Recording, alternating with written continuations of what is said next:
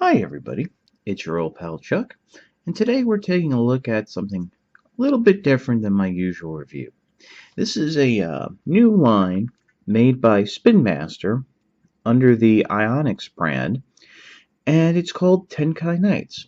It's a new cartoon that's on the Cartoon Network. I don't know if episodes are still running. I think they might be taking a break. But basically, it's about a group of young boys who somehow come into possession of these little um, brick keys that allow them to transport themselves to another planet called Quartron, where they merge with these bricks and become these little brick-like uh, robot knights that are fighting this villain named Vilius and his soldiers, referred to as the Condemned. The anime is a little, the animation's okay, but the story's a little fishy. But basically, what these are, and we're looking at the Titan class figures. Um, it's a transforming brick, and it really does transform. That you then would add armor parts or other parts onto to make the complete looking robot. Here's the front of the box. Here's the back. Now, the Titan class figures are created when the smaller Tenkai Knights have build up a certain amount of energy that allows their inner core to transform into this larger brick and then become this super knight like this. Now, one thing that's nice about these sets, besides having the transforming core, if I can turn the box around, they also come with something called a weapons brick, which basically is, instead of turning into a robot, the brick turns into a weapon for the larger figure. And as of right now, these are only exclusive to the larger kits, meaning the Titan class figures and the larger vehicle-based building sets. Who knows? Maybe if this line does well, we'll see accessory sets with just weapons bricks that you can give to other figures. There is a lot of customizing potential with these. They do come with extra parts that you can build on. I'm not a customizer. I just like to do things as they look in the show. But that's enough of an introduction. Let's take a look at the bricks and the figure itself. Okay, what are we looking at here? First, we have the Titan brick, which will form the core of the figure. This is, as of right now, the same for all of the released Titan figures. Bravenwolf, who we're looking at today, Vilius, and Lindor. Which is kind of odd because on the show, the first three Titans were Vilius, Bravenwolf, and Tributon. But, you know, the way these toy lines go, it was one of these things where probably the writers said one character, then it was changed, but they already started producing the figure. Whatever. They all transform the same as of right now, and we're going to get into that a little bit more in a bit. Next, we have the weapons brick. Now, these are individual for each figure. So I'm going to keep that a little bit of a surprise. So we can just put that off the side. Oh, by the way, they do peg together. These are apparently compatible with leading bricks. I have been told by aficionados that the Ionix bricks are actually some of the best non-Lego bricks. They're not spongy. They hold together. I mean, I don't know. They all feel the same to me. Finally, what we have is a Jurassic crap ton of parts. Basically, this is where the building aspect comes.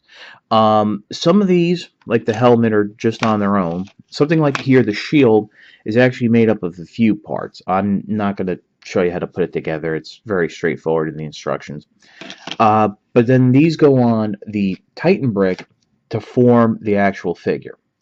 We're going to get that in a little bit. So let me just put these aside here.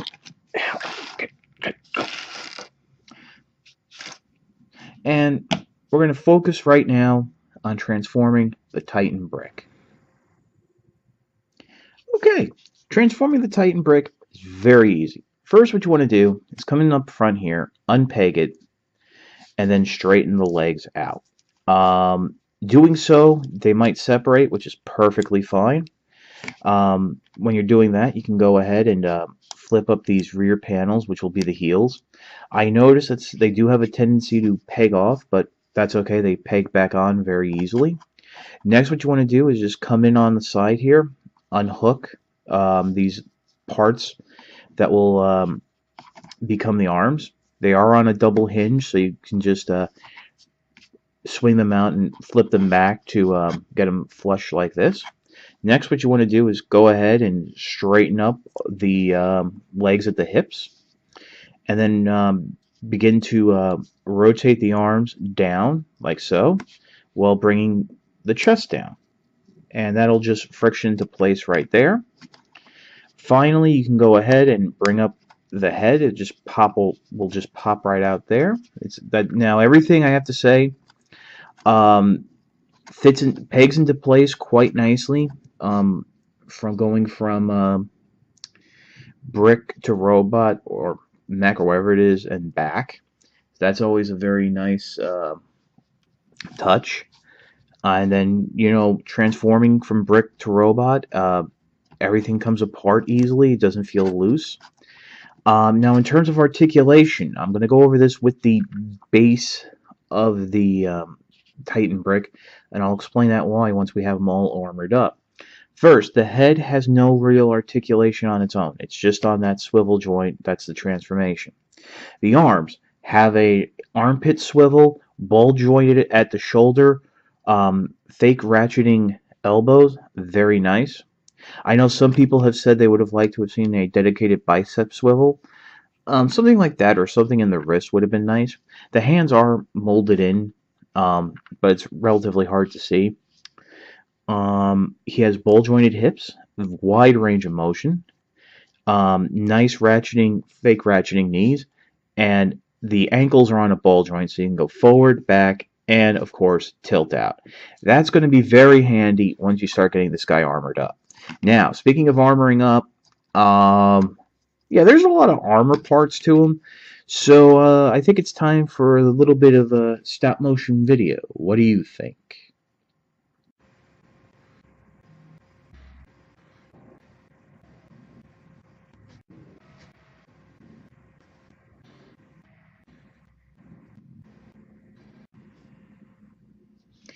And here's Bravenwolf all armored up.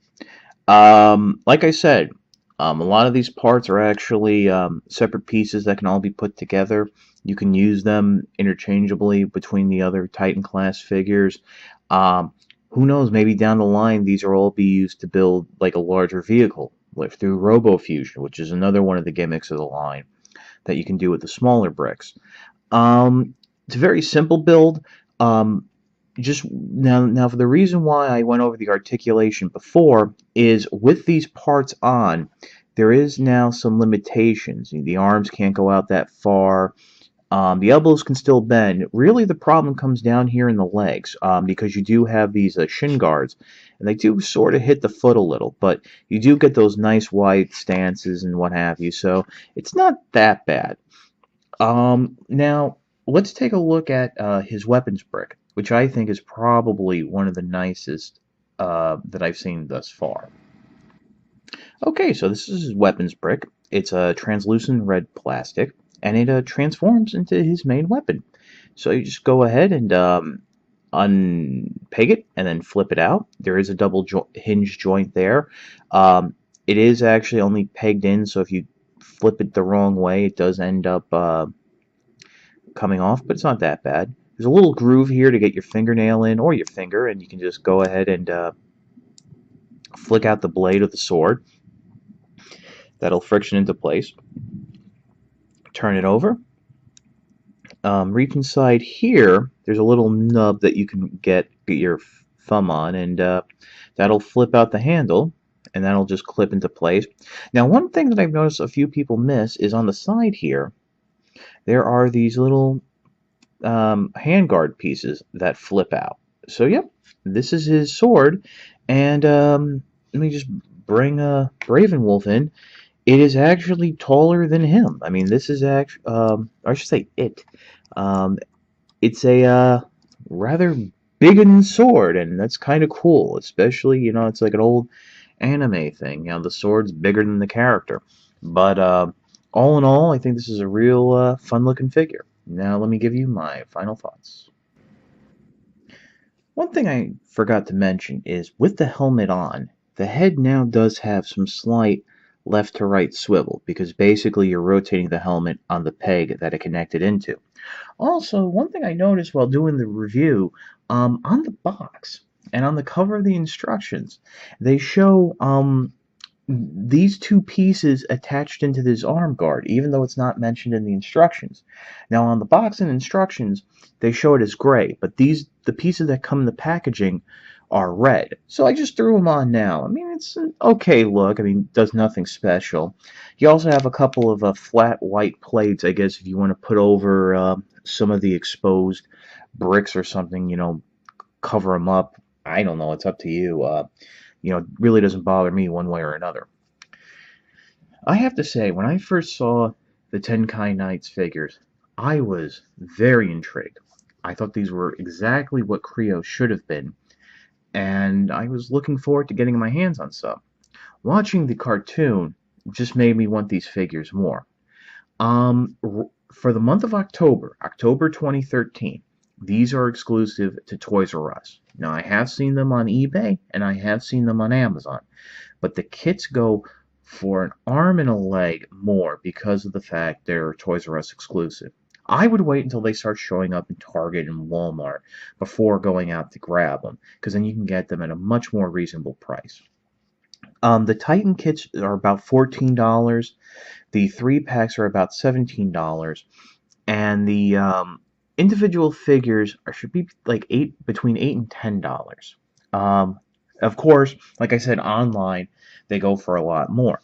I got this Bravenwolf, Vilius, and Leidendor off of ToysRUs.com, so I just paid the retail price and a little bit of shipping, and I think it was worth it. I would stay away from the 3-packs because at first you think they're a value, but they don't come with the parts for the RoboFusion jets, and I think that's something, a part of the gimmick that I think should be experienced. Other than that, try them out. If you don't want to go all in, get one of the smaller figures and see if you like that. But I think to experience both aspects of the Tenkai brand and the Ionix brand, you want to go for a Titan figure because you get the transforming figure brick, but you also get the weapons brick as well. So that's really the two main selling points.